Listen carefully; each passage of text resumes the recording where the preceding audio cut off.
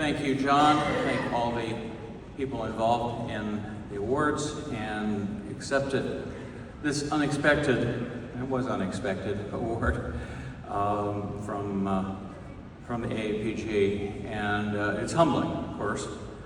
But I wanted to say a few words about how I got here, and then make a few short comments about principles that might work in other people's lives. I don't recommend the path I chose because it was very possibly inspired, but definitely not the normal path that you would take. So I would first give thanks to my parents, and particularly my father, who was a chemistry professor and wrote textbooks. And I kind of grew up in his office and in his lab. So, you know, I come by something there. I want to give thanks to all the educators at First of Colorado College, Loire, New Mexico Tech, University of British Columbia, where I got my doctorate. They were wonderful. You can't name everybody, you know, it's not one of those, you wouldn't like it, you wouldn't know. But everyone has their part, and I hope I gave back for them. Then I give thanks for the, whatever it is, divine providence, I guess, that landed me in Austin, Texas with the Bureau of Economic Geology in 1980.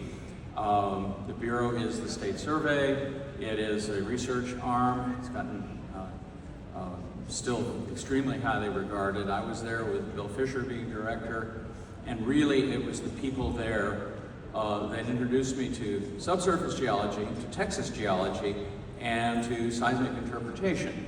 So Charles Winker particularly, some of you know him, Bob Morton at the Bureau, just a whole variety of people, and it was a wonderful environment to learn and become a more rounded geologist than I might have been as a graduate student. The second big turning point, and to be thankful for, was when I married my first wife, Linda, geophysicist, consultant, and I joined the family enterprise in 1985, moved to San Antonio. I've been there ever since. She really introduced me to running the business and into things that oil and gas people needed to have on their maps, like survey boundaries. Somehow the Bureau of Economic Geology, we never understood survey boundaries, but you kind of need them. Anyway, that's here nor there. Then I became associated with the fine group of people, capable and honest, with Venus Oil Company, and I was consulting to them and employed by them at times for 20 years, or thereabouts, particularly Grant Ferguson there, and particularly Bonnie Wise, who had actually been at the Bureau when I was there, overlapped. And I've been a colleague of hers and a friend, good friend ever since. We office in the same building even now.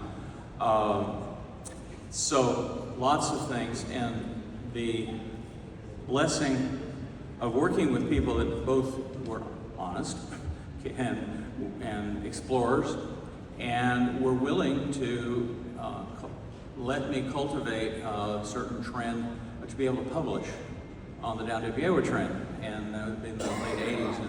And so really the idea of putting out your knowledge as best you can, talking with people, and really becoming, therefore, by that reason, known as people that had some expertise in that trend. After all, we were selling deals. But it was useful for people to have that, as well as it's really useful to have well-drafted base maps that everybody can quote or steal or whatever they do with them. And that was a lesson that's stayed with me, of course, all this time. So the great blessings continued, and I had many opportunities that I have to be thankful for, but we won't pour all of that. But later, on one particular, of course, later in 2013, excuse me, I got a call from Pete Rose from his talk with Scott Tinker at the Bureau, saying, we would really like to see a geology of Texas, and we think you ought to write it. And so 3 years later, it was written, along with field trips information.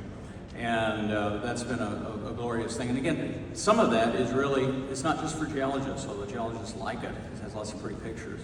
But it also is for the general public and people just really interested in what Texas is doing, how geology has affected human history, affects landscapes, affects resources and groundwater and all of that.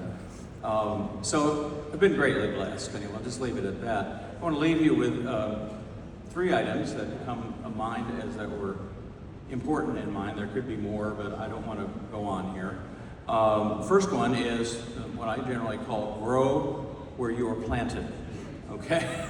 As you may end up in some place, and not to say that everybody's going to end up exactly in the right place, but I have found that there is a path appointed, and it often wasn't very obvious. I mean, I went to the Bureau of Economic Geology. I was also, Exxon Production Research wanted to hire me for about 3 times the money. But I said I needed to be a human being, I needed to be a more rounded geologist, I needed the variety of experiences and the quality of experience we had at the Bureau, and I certainly never regretted that. But also been very important, as I've said many times, I'm a regional geologist, right? And I'm not, I do Gulf Coast, I do West Texas, I do the adjoining states, how you want to look at it, Gulf of Mexico, maybe a little. So I'm really into regional geology, I'm into local geology in San Antonio and in central Texas.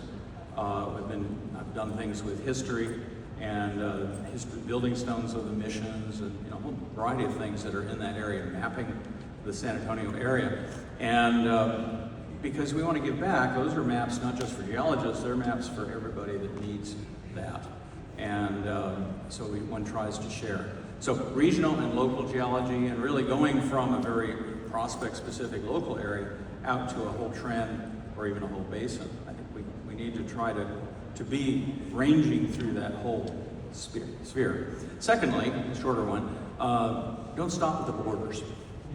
I've always felt that. Of course, part of that is I was in Canada, I was in southern British Columbia, and there's this international border, and everybody in the US interpreted things entirely differently from everybody in Canada. So one realizes you don't stop at the borders, you stop at the natural geologic boundaries. And tectonic map, that many of you have seen, shows that. I didn't stop at the borders. We had to get over into Mexico and New Mexico and Oklahoma. I couldn't get into Louisiana. You wouldn't know where to stop. But at least in the other directions you could. And so you keep trying to do that. And another border that I've tried to transgress and hopefully has been good is between surface geology and subsurface geology. They're very important in certain trends, not everywhere, but in the San Antonio area it's very important. So you have surface outcrops and you have an immediate subsurface and you have a deeper subsurface. And they all have to relate to each other. And they're all describing one reality, and we need to know how that works, and it's important for groundwater, it's important for surface geology, and engineering and environmental geology. It's important for basin analysis, right? So we do that. Third, I entitled this from the good book, What Do You Have That You Have Not Received? What do you have that you have not received? Okay, we all have great blessings. We have our skills and our talents. We have our training, years of training through graduate school and all that. We continue our education. We're blessed with the support of our friends and our people, like all of you folks. So we have received so much. And that's why we're able to do what we do. And we all do very different things. But we have to say then, if you don't have anything you haven't received, then it means you need to give it back. And when you give it back, you're rewarded by receiving even more, right? And it's always been that way. I've found that to be true. And it means that we need to participate in our community of geoscientists. Let me, let's think, pardon me, make sure I didn't forget anything. I think I'm okay though. So we need to serve the community. We serve the profession by being professional geologists, geoscientists, just like Jeff was talking about. We are serving all of mankind, all of America. Everybody that needs oil and gas and needs resources, needs environmental work and so on. We're the people trained to do that. We're trained to do that. People have invested in us, and we kind of owe to get it back to them. And meanwhile, we'll earn a living and hopefully prosper. I've been fortunate enough that some of our exploration efforts prospered enough that I've had freedom in the last 15 years or so to just go after things that I think need to be gone after, whether they make money or not. And so that's kind of what I've been doing, including the geology of Texas. But to say, and I'd leave you all next finally, as that we are a community, a human community, human geoscientists. Every one of us is a person. We share so much in that, and we have been trained. We have had a calling. I think of it as a calling. I don't know how you think of it. It's not just a job, you know, something you give over and do something else. It's really a calling, and we are trained to do that, and we will be doing that, most of us, for the rest of our lives at some level. We may be in management, we may be teaching, we may be, you know, whatever we're doing, but we're still involved in that. And it's because of that we need to be contributing to our community through the professional societies. I've had, and serving at various levels as president of divisions and vice president of sections and various things in the Gulf Coast section and so on, have been very fortunate and built many friendships and hopefully done a little bit of good along the way.